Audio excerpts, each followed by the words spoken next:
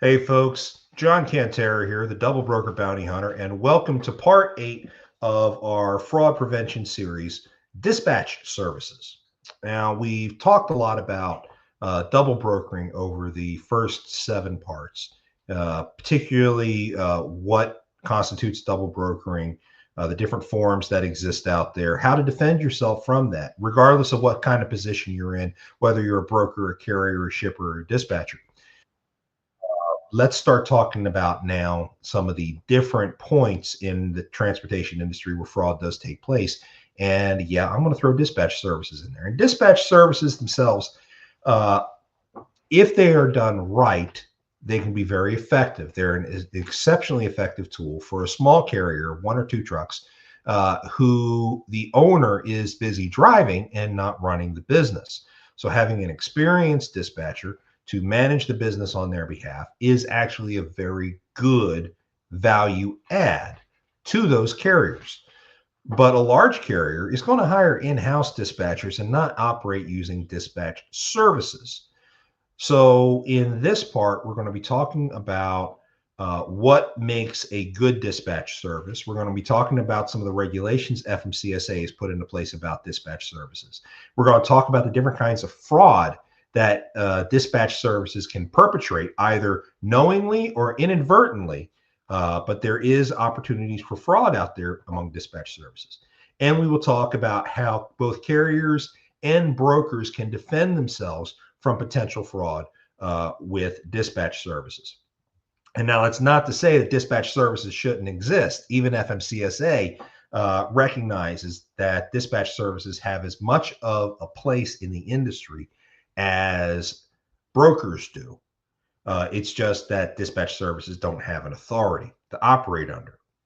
So, with that being said, we do need to go ahead and give a little bit of time and credit to our sponsor, AccuBid Pro. Do you know your cost per mile? Have you been hitting your profit margins? Do you struggle with bidding in a way that is both profitable and competitive? Would it be worth it to have all this information right in front of you? By calculating your cost per mile, AccuBid Pro helps you stay profitable in an industry still struggling to recover. In order to calculate your cost per mile, AccuBid Pro asks you questions about your business expenses. Our goal is to help you understand what you need to keep operating in order to keep up with the game and maintain your business. Enter your origin and destination, and we show you what you should bid based on your personal cost per mile in order to be profitable, even including a more detailed breakdown of each bid. Download the app today and get your 30-day free trial of AccuBid Pro, available on the App Store and Google Play. Bid smarter, bid faster, bid better with AccuBid Pro.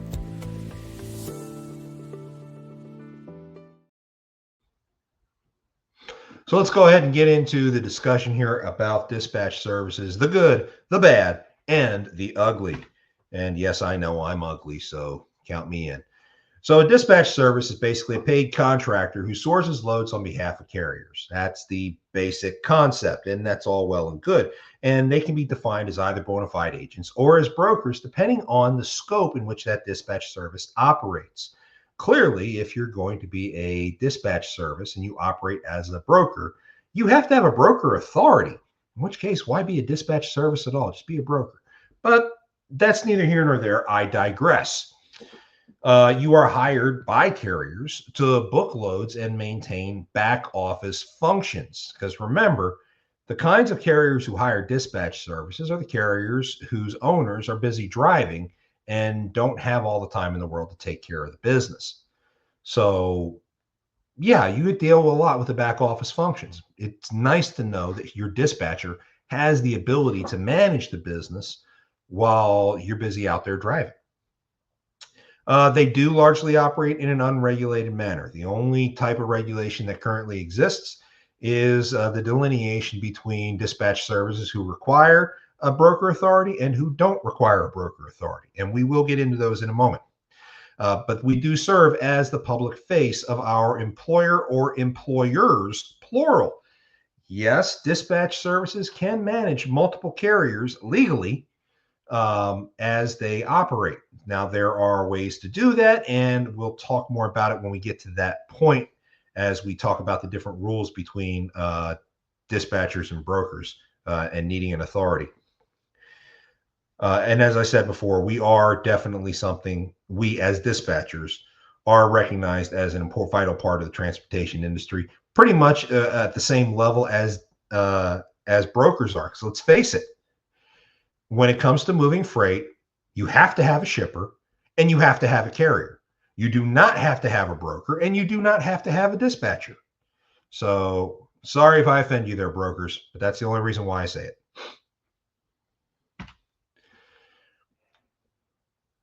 So some of the things that dispatch services do not have to do. One, they do not have to have an authority of any kind or DOT number. They're unregulated, which is why FMCSA really does not touch dispatch services very much, especially when it comes to enforcement of any regulations. So yeah, I know that is somewhat problematic. And folks, for the record, FMCSA create a dispatch authority, and I'll be the first to sign up. Absolutely. Please regulate the hell out of me. I would welcome it. The problem with having an authority as a dispatch service, either as a broker or as a carrier, does open the door to double brokering. I'll explain more about that as we go, but that is one of the reasons why we're not required to have an authority. And frankly, for me, dispatch services, I don't think should have an authority at all, at least not a carrier authority and not as a broker either. There's too much of an opportunity to commit double brokering. Dispatch services are not required to maintain commercial general liability insurance. Now, that depends on what state you're operating in. It's very important to know the requirements within the state that you operate. It's frankly important that your customer understands those laws as well, because it is important for the customer, the carrier, that is, to understand who has different liability requirements in as far as the dispatch contract goes. They're also, dispatchers are not required to maintain a corporate identity. And that's only because it's difficult for FMCSA to issue regulations on dispatch services. But if you're going to be a dispatch service and you're going to operate in a professional environment, have a professional corporate identity. That to me is just 101. And it's an ethical issue as well. Make sure you have an LLC or something along those lines to be able to be held accountable. It is about professionalism after all. As I said before, FMCSA did attempt to have some form of regulation when it comes to dispatch services. In 2022 and 2023, there was a series of revisions and rules that came out that offered guidance to help folks, particularly dispatch services, determine whether or not they should be classified as a broker, requiring a broker authority, or operating as a bona fide agent and employee of the carrier. Okay, and that then gets delineated between, do you need to have a broker authority at the end of the day? We'll break those rules down here in a moment. The guidance, however, is not codified in law. Therefore, FMCSA really has no enforceable teeth to be able to hold dispatch services accountable. This is one of the biggest reasons why dispatch services are not trusted among brokers. It's the lack of enforceability. Therefore, any improper actions committed by a dispatch service are going to be levied against, penalties will be levied against the carriers in which they represent. So carriers, it is vital that you vet your dispatchers very, very well, because they are the face of your company. Technically, they can be subject to the same civil penalties carriers can. If they are proven guilty of illegal brokerage, they are subject to a $10,000 fine. But again, that has never been enforced. So take that for what it's worth. These are the conditions in which you can avoid needing a broker authority as a dispatch service. Number one, you have to have a written contract. And that written contract has to detail specific things, including insurance and liability responsibilities. If that's not in your contract, you need to have a broker authority. If you have to be in compliance with any state licensing as applicable, Where I am, there are no special licenses required to be a dispatcher. However, I do maintain a TWIC card. I do have my LLC. I do have a bunch of other things to help identify myself as a reputable business and accountable for what I do as a professional. Heck, I'm even a member of the Better Business Bureau. I do have sources to hold me accountable for my actions should I operate improperly for my clients. If you are a dispatcher, you absolutely must work through a broker to arrange transportation of cargo. You cannot go direct to shippers. End of story. Only brokers and carriers can direct solicit shippers. Dispatchers cannot. Even as a bona fide agent type dispatcher, you cannot solicit direct shippers. Your client, the carrier, must do that, and you need to stay the hell out of it. You also must never, as a dispatch service, handle money. A dispatch service should never be issuing the carrier a settlement statement that telling them how much they're going to get paid by the dispatch service. Other way around, folks. Okay. The dispatcher is going to send an invoice to the carrier. The carrier pays the dispatcher. End of story. Does a dispatch service issue invoices to brokers? Yep. But they don't handle the money. Absolutely not.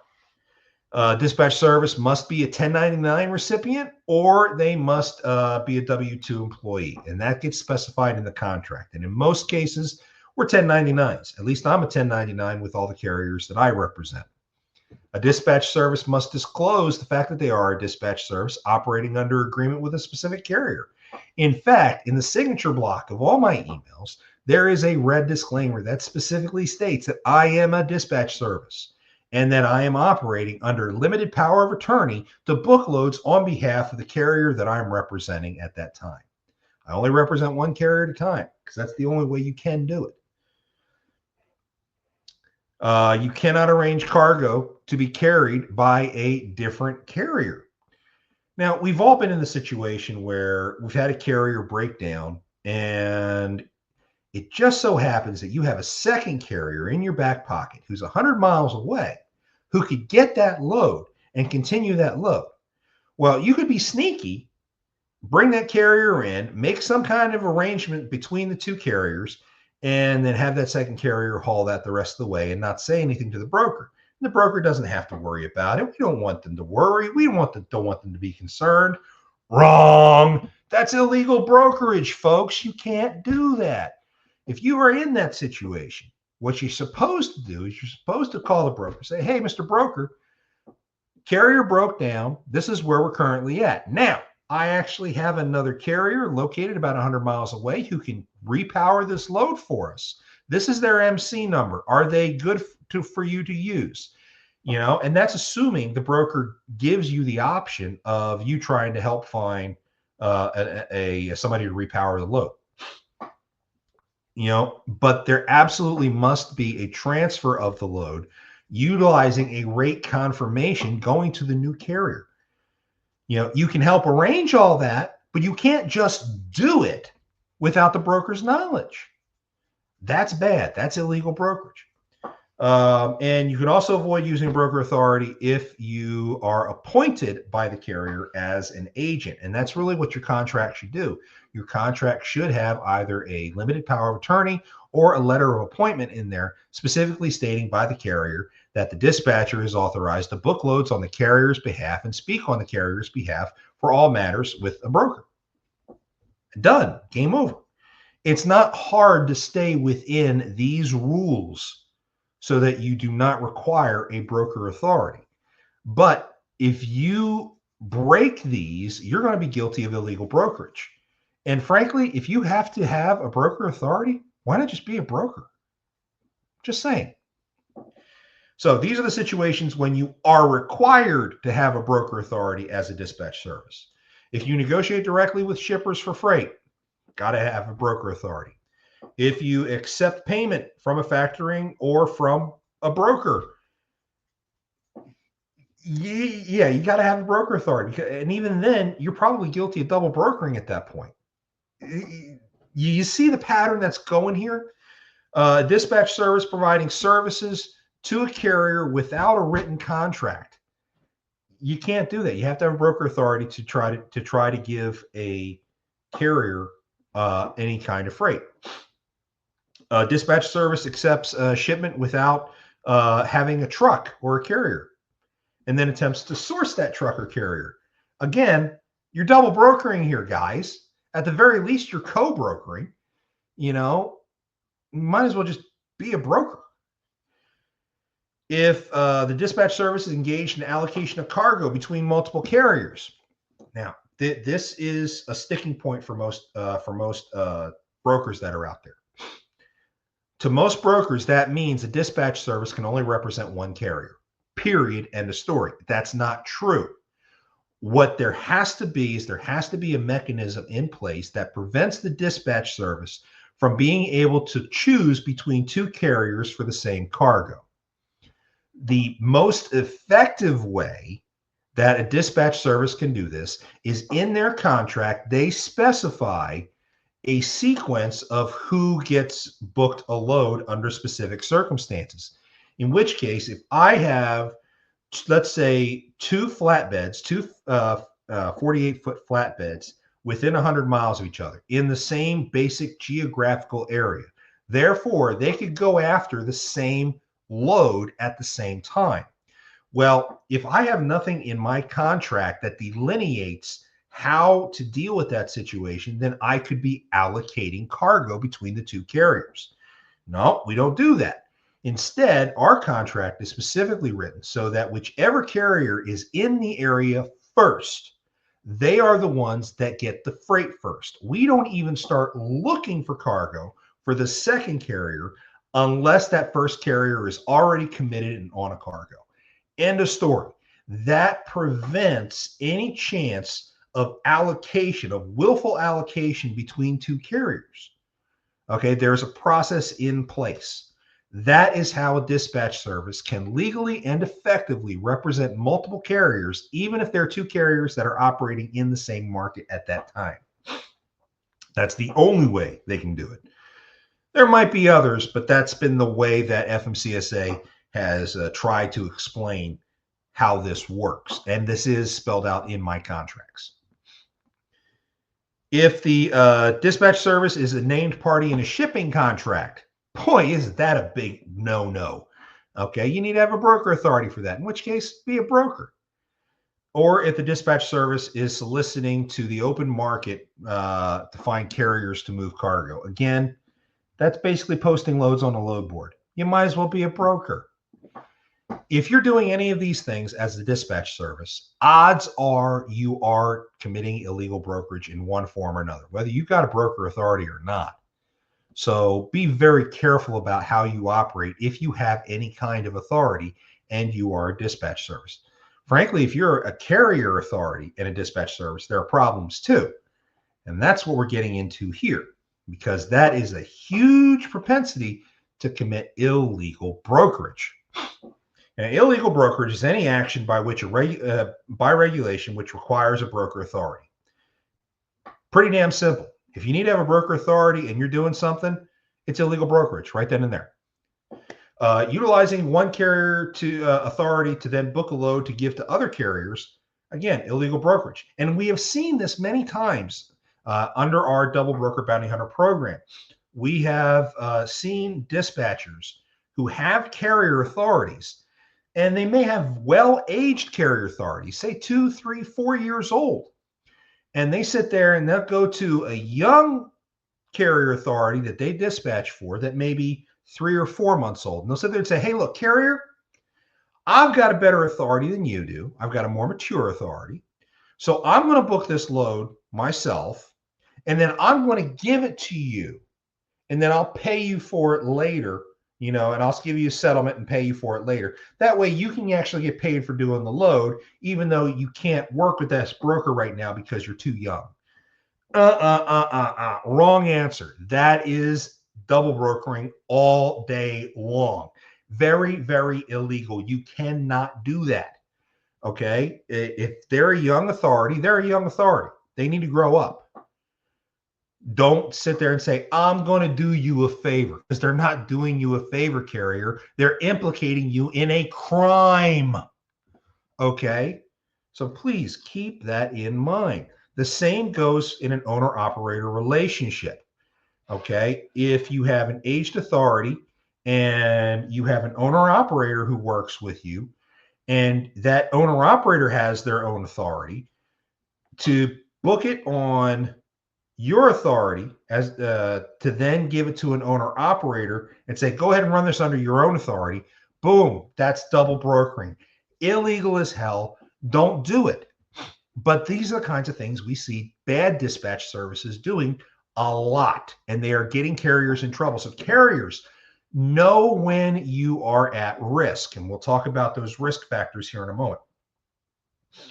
If you're using a carrier to recover from another carrier without the broker's permission, I've already discussed that, but that is a big no-no. That is still illegal brokerage.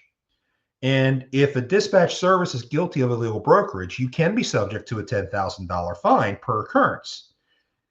Did I say earlier that FMCSA doesn't enforce these dispatch service rules? Yes, I did. But let's face it. If your carrier gets hit because you double brokered the load and they get a $10,000 fine, do you think they're not going to come back and sue you, Mr. Dispatch Service, because you operated improperly? Yeah, they will. It will eventually catch up to you. So some of the other frauds that we've seen by dispatch services will include extortion. And one of the biggest examples I've seen is when a dispatch service, because they have all the carrier's information, if they get fired by the carrier for whatever reason, then they may take all of the carrier's documents and start abusing those documents and committing fraud in that carrier's name to punish that carrier for firing them. So carriers, you need to protect yourself if you have a dispatch service and you're trying to separate from them. In fact, I give my carriers a checklist of things to do when we go to part ways in our relationship. And that includes contacting RMIS, MCP, Highway, etc., and let them know that we are separating our relationship. Log into your account into those services and remove me as your dispatcher. Remove my contact information. That keeps me from being able to represent you to brokers who utilize those services. Now, will it stop me from smearing your name against brokers who don't use one of these services? No, it doesn't. But it helps minimize the damage that you may potentially take. Now, I'm a professional. I don't do that stuff anyway. In fact, when I separate from a carrier, not only do I give them that checklist, I give them their documents. And then I delete all their documents on my server. And I sign a statement to them indicating that I will destroy all their documents, and that if I use their documents for nefarious means, that they can come back and sue me for it. And that's in my contract. So my contracts are not just written for John Cantera to be able to make sure everything swings his way. No, it's a two-way street. And I intentionally write it that way because I want my carrier to have peace of mind to know that they're going to get a fair shake working with me. And if they don't get that fair shake, they've got a contract right there. They can turn around and sue me over it. It's important. It's important to the carrier. Therefore, it should be important to me as their dispatcher. It's called professionalism, folks. So, defenses. How can a carrier defend themselves from being taken advantage of by a dispatch service? That contract is going to go so far in being able to protect you.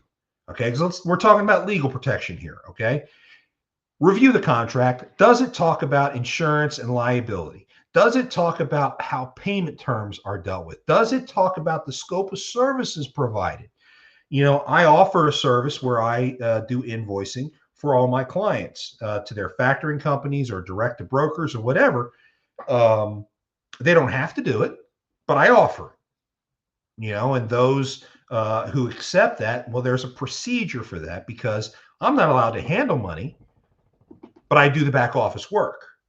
The money still goes in the carrier's account. The carrier still has to pay me. I issue the carrier an invoice. End of story. That's how I get paid. Is there a limited power of attorney or an appointment letter in there? There better be, because that's the document that appoints a dispatcher to the role of being a dispatcher for that carrier. Does the dispatch service have a carrier or broker authority? Now, I've made my opinion pretty dang public on this. I don't like dispatch services to have either a carrier or a broker authority because there's propensity to commit illegal brokerage. So as long as the temptation exists, I really don't like an authority being present. Some carriers may feel differently. That's fine. But that's just one item to differentiate between dispatch services. If there is no authority, they can only book with brokers. They cannot solicit direct shippers. So make sure that your dispatch service understands that limitation. And make sure that if they have a broker authority, that the dispatch service doesn't utilize their wide latitude to commit illegal brokerage, because they can. You can start getting into things like double brokerage and co-brokering if a dispatch service has a broker authority. So again, I'm not a fan of a dispatch service that has either a carrier or a broker authority affiliated with it. That's just me, to each their own. It's just something that I think carriers need to be cautious of and investigate fully when they're trying to select the dispatch service. Brokers, how you can defend yourselves from a bad dispatch service. One, verify the dispatch service with the carrier. Let me tell you something. Nothing gives me more joy and more comfort in working with a broker than that broker telling me, I'll call you back in a couple minutes. I want to go ahead and check you out. By all means, please do. Please call that safer number and verify who I am and that I've got the authority to book this load. Please do, Mr. Broker. I greatly appreciate that. Sometimes I've been asked to present the appointment letter or the power of attorney, and they can be forged, which is why contacting the carrier directly is probably the best way to actually resolve that. Does a dispatch service represent themselves? Well, as a dispatch service operating on behalf of a carrier. I've got my own email domain, vigilanttransport.com. So when I'm emailing a broker trying to book a load, and I say I'm representing carrier XYZ, but my email says Vigilant Transportation Services, I'm happy when a broker sits there and says, hey, wait a minute, what company are you from? And I was like, well, if you look at my signature block, I actually say I'm a dispatch service, but I'm representing this MC right here for this particular load. This is their capability. This is the name of the driver. This is the truck number, yada, yada. I'm very specific. And being that way gives a broker a peace of mind in knowing that they're dealing with a professional. And that's the whole key here, professionalism. If you're professional, then in most cases, you're not going to draw suspicions of a broker. But brokers, don't let my professionalism fool you. Verify me. I'm very happy with the phrase trust but verify. Does the dispatch service coordinate recovery issues when there's a problem, especially if they're using a carrier within their dispatch service? Again, there better be coordination with a broker if something like that is going to happen. Coordination is important, and no carrier is going to touch a cargo from the appointed carrier unless they have a new rate confirmation from the broker. End of story. Otherwise, it's illegal all the way around. Does the dispatch service sign agreements as the carrier using the carrier contact information? And what that means is that I, John Cantera, as I'm signing for carrier XYZ, I'm signing carrier XYZ's name. I'm not signing John Cantera's name. I'm signing on their behalf because that's what my power of attorney says I do. Okay. I explain this to brokers when brokers ask. I provide them a copy of the power of attorney, but again, that can be forged. It's best to double check everything with the carrier. So, brokers, if I'm calling you, please put me on hold and call my carrier. They expect it. If the dispatch service has their own authority, and if you are running their email address, you should know whether or not they've got an authority associated with them. I would consider that a warning sign. If nothing else, double check that MC against your different sourcing, your different carrier investigation tools, whether that's Carrier 411, Carrier Assure, MCP, whatever. Run the dispatch service's MC number if they have one and verify that they are who they say they are and make sure they don't have any issues either. So now you have to screen not just one authority, the carrier who is going to get booked on the load, but now two different authorities because the dispatch service happens to have an authority as well. If they don't have their own authority, by all means, look at Google reviews. Look at different websites to see whether or not the dispatch service has a reputation. As a dispatch service, I have my own login for DAT. So in DAT, I have reviews in there. You can go check my reviews in DAT and see how brokers or carriers have reviewed me. You can check my Gmail. God, I've got a ton of Gmail, a ton of Google reviews out there. By all means, please check me out. No dispatch service should ever be against being verified in some way, shape, or form. And if they do, they're not worth dealing with. End of story. Now, there are a lot of people out there who immediately poo-poo foreign dispatch services. And there's good reason for that. It may not be entirely ethical, but let's face it, a lot of the bad dispatch services that are out there are in fact foreign. So a lot of brokers have a fair amount of distrust for a foreign accent on the other side of that phone. There is no regulation that prevents or bars foreign dispatchers from operating within the U.S. transportation industry. Most of us would like to see that. Most of us would like to see, again, some form of regulation where dispatch services have to get some kind of authority, even if it's just a DOT number, but still prove their identity and their location and all that stuff, just like what carriers and brokers are about to start having to do later this year, according to the new fraud prevention team over at FMCSA. Hopefully we're going to see changes soon in how people get authorities and how people get DOT numbers to make sure that they are who they say they are. But foreign dispatchers can legally operate within the U.S. transportation industry. They are subject to the same rules and regulations as domestic dispatch services, but like domestic dispatch services, they aren't enforced. So most of these foreign dispatch services know this. Fraud by foreign dispatch service is usually the result of a lack of industry knowledge and regulation. Most of the time, depending on who the dispatch service is, it could be a simple, how do I put this? We'll call it an honest mistake. Most of them are not intentionally trying to subvert the system for their own personal profit and gain. There are those who do. So you have to be able to recognize the difference. Carriers are held accountable for the actions of their dispatch services. So carriers, when you are trying to decide between a foreign and a domestic dispatch service, you need to know whether or not you can control that entity because they control you. You as the carrier, you as the person who hired them, are responsible for their actions. They are the face of your company. So you need to be able to trust who it is you're working with. I know of great foreign dispatchers. I know of a lot of really bad ones too. But the same is true about domestic dispatchers. I can count on one hand the number of domestic dispatchers who follow the same code of ethics that I do. On one hand, I can count them all. Okay. You have to know who you're doing business with.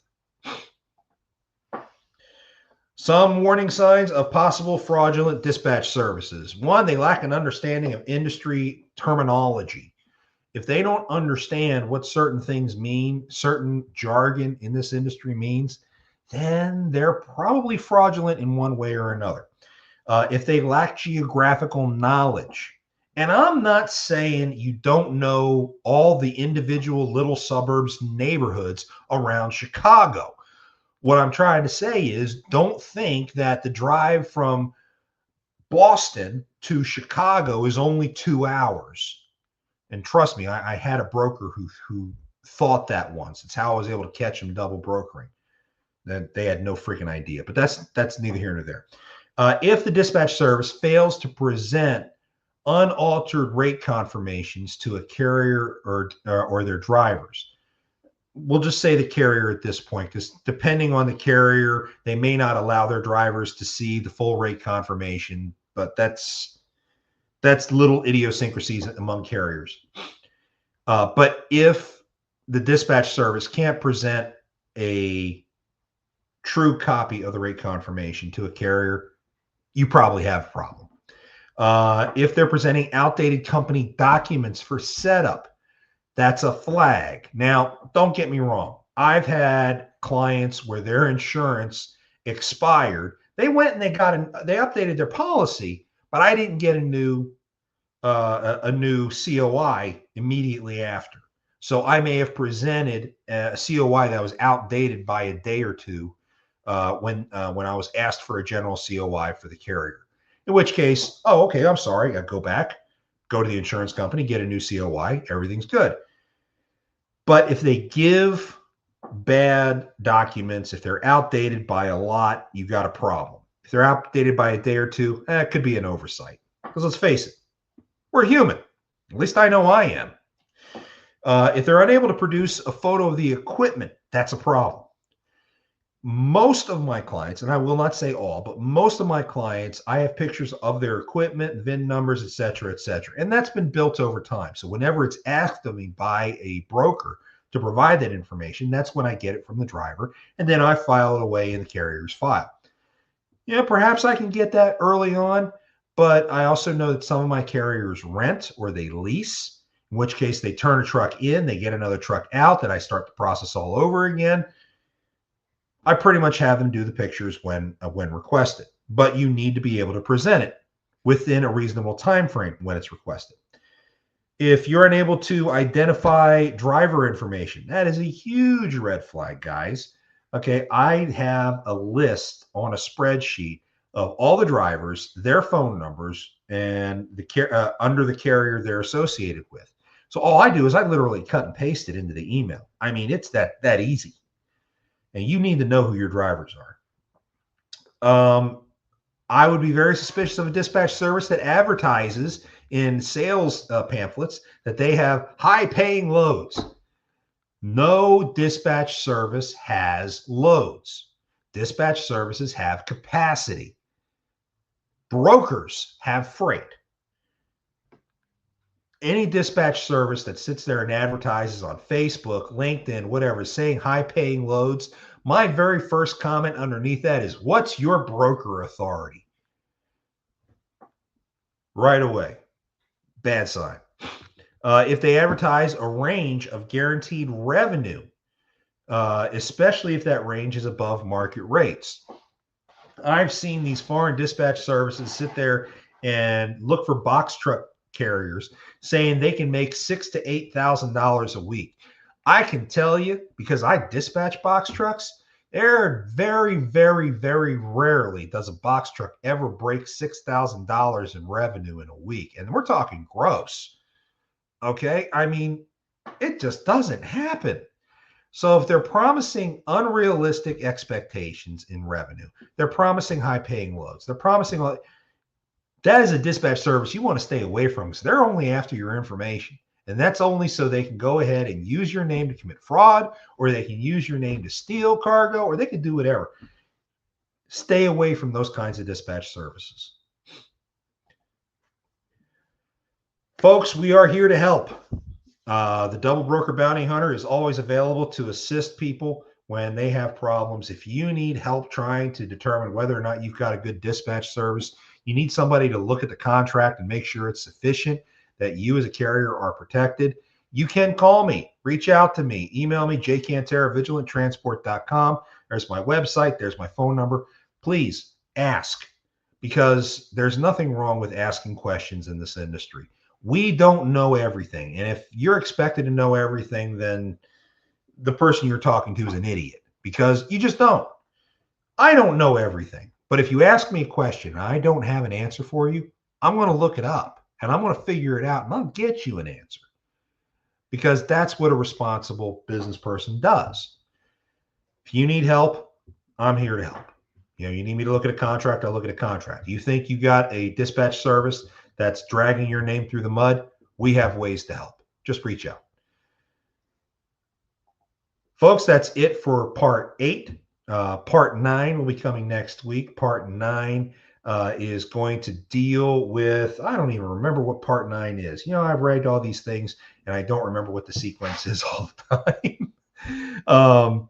But part 10 is going to be reputation management.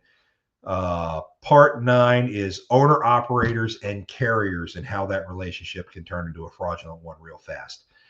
So be sure to stay tuned next week for part 9. Till then, stay safe and don't ever let scammers take you for a ride. Have a good one.